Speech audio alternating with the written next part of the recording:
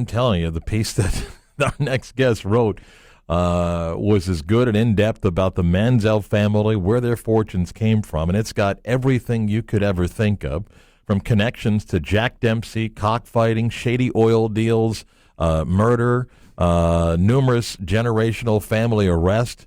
You name it, you will find it. Timothy Burke is editor at Deadspin and wrote the lengthy piece in the Manziel family.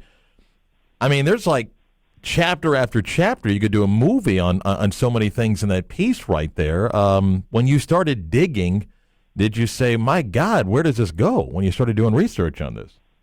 Uh, yeah, I mean, there is so much, information and color in this family story that, half of, I think, what I ended up finding we didn't include in the piece, because what would have been an interesting part of the story in anybody else's family sort of was uninteresting by comparison to some of the details that I found when digging into the Manziel family history in this country, and that Joe Manziel only arrived here in 1907. That's basically that's 100 years, just 100 years, and we had all of these things that we found. It's just a really fascinating family. Joe Manziel arrives, as you mentioned, late 1800s, early 1900s, and does some stuff to, I guess, survive in the Wild West and gets involved in a few shady deals. But to me, the story goes fascinating when Bobby Joe Manziel comes along. Who is Bobby Joe Manziel, and what was his world like? Bobby Joe Manziel was really someone who changed the face of oil production in East Texas. Before he came around, the understanding of where the oil was in Texas was actually in West Texas. And in fact, I think Lubbock was the sort of the central hub for oil production in the early part of the 20th century. And Bobby Joe Manziel took some money that he got, and it's important to sort of note that traditional stories have described him as someone who kind of came out of nowhere and just decided to start drilling for oil and happened to strike. As I found, his father, had already sort of been in the oil business in Louisiana, so he kind of knew what he was doing. But what Bobby Joe Manziel really changed was that his wildcatting approach of just showing up and drilling and hoping for a strike, and then sort of ignoring local, state, and federal statutes on production, that he made it possible for anybody to really kind of go out and produce as much oil as they wanted to. It changed the face of the industry and the economics of oil production in Texas. And that's important. And he shows up a lot in the sort of academic literature and in the legal literature for the oil industry. But that's not something, when we glamorize the oil business, we put it on, TV shows like Dallas. And it's boring to think about, those shows happening in a courtroom, but that's really where all this happened. Timothy Burke with us, the editor of Deadspin, wrote an amazing piece, The Manziel Family. I want to stay with Bobby Joe Manziel. He's a boxer and then ends up befriending Jack Dempsey, and Dempsey plays a role in this kind of oil empire that he begins to build. What is Jack Dempsey's connection to the Manziel family? Well, it's really interesting because a lot of especially in the obituaries when Bobby Joe Manziel died in 1956, and then a lot of the stories about Johnny Football have really described the relationship between Jack Dempsey, the famous boxer, and Bobby Joe Manziel as being very close friends. In Jack Dempsey's own autobiography, he only dedicates one paragraph to Bobby Joe Manziel and sort of characterizes him as a guy who used to drive him around. We know that they were sparring partners once, and that Bobby Joe Manziel had a background in sports. He was a boxer. He was a promoter. Eventually, he lost his license to promote professional wrestling in Louisiana because he allegedly fixed a fight. I know, right? A fixed professional wrestling match. But that, whatever it was, Jack Dempsey trusted this guy enough to send him some money, and it ended up paying him back. I think he made 1,000% on his initial investment. And so Dempsey, bought in for a couple other wells. The problem arose when they ignored statutes on oil production, and it ended up getting Jack Dempsey hauled in court a few times, and it ended up getting Bobby Joe Manziel thrown in jail because he had injunctions. Judges put out injunctions against producing any more oil from some of these fields, and he just sort of ignored it.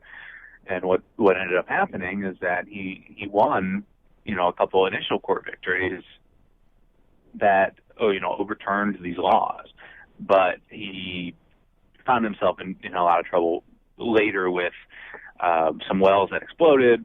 And, that wasn't good for Jack Dempsey because now it's, national news. Dempsey well explodes, puts so many people at risk, whatever.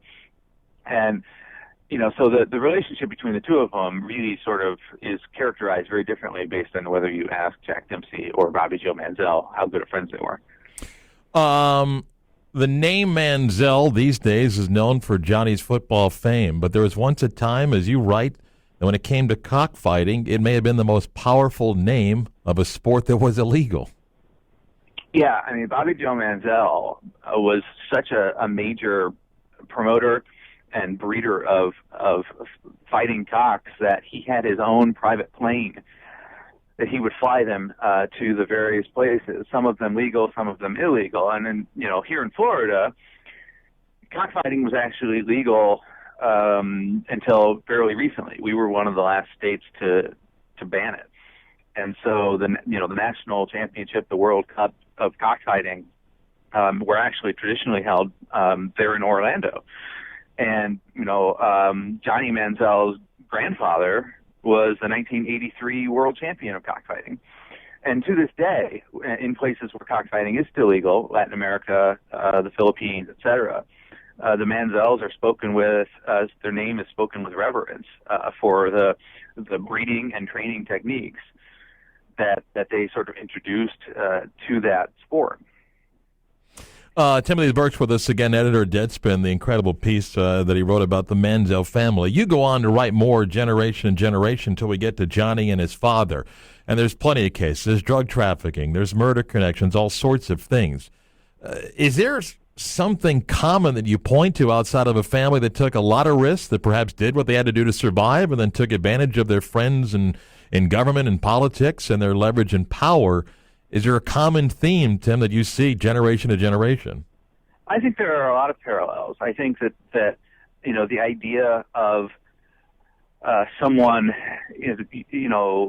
looking at rules that are probably designed to protect corrupt people in power and rejecting those rules to the point that those rules no longer go into effect. I think we can see a lot of parallels there, with Johnny Football and his ancestors. Hopefully, some of these ridiculous NCAA rules that he may be skirting, that he's accused of skirting, whatever, could be a parallel with that. The idea that, to some degree, the American dream and the American tradition is making a living on that margin. And I think that if there's anything that's really truly American, it would be the story of the Manziel family, from the top down to the bottom.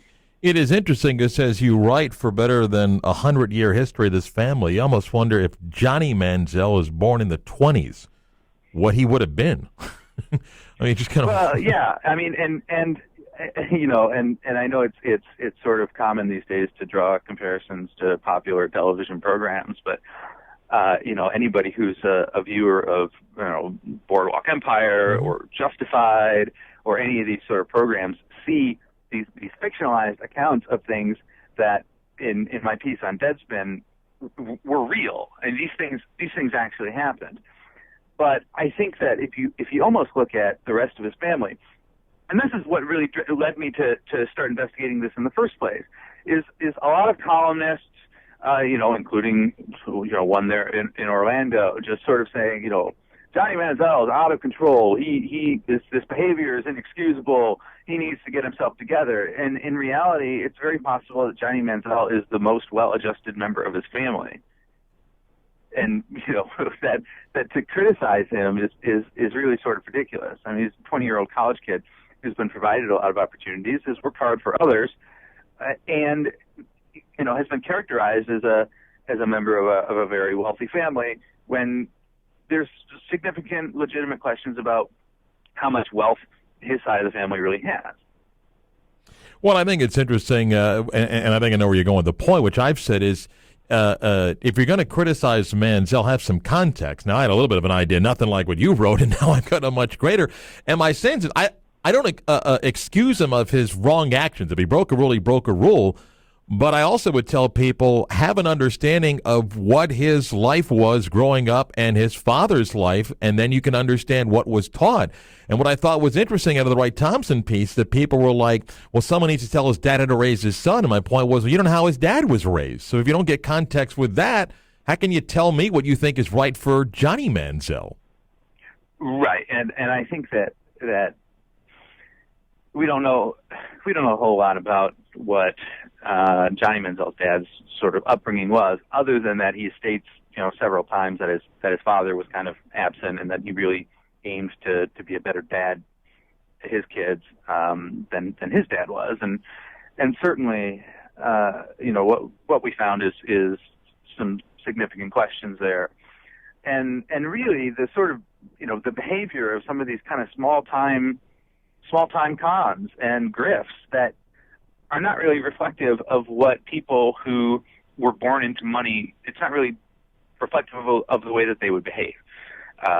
And that, that sort of common narrative of this wealthy dynasty is probably not very accurate. And, the fact that they moved out of Tyler so that, that Johnny and his sister could have a somewhat normal life really reflects a lot of what people, have sort of privately told me about the reputation of that family in Tyler, Texas, which is not the most sparkling, we'll say. It is a fascinating read, and we'll send the link out via Twitter and when we post the interview as well with Timothy Burke, the editor at Deadspin. Really, really great piece on the history of the Manziel family. Tim, as always, thanks for the time. Really appreciate it. Yeah, thank you, and dodge those sinkholes.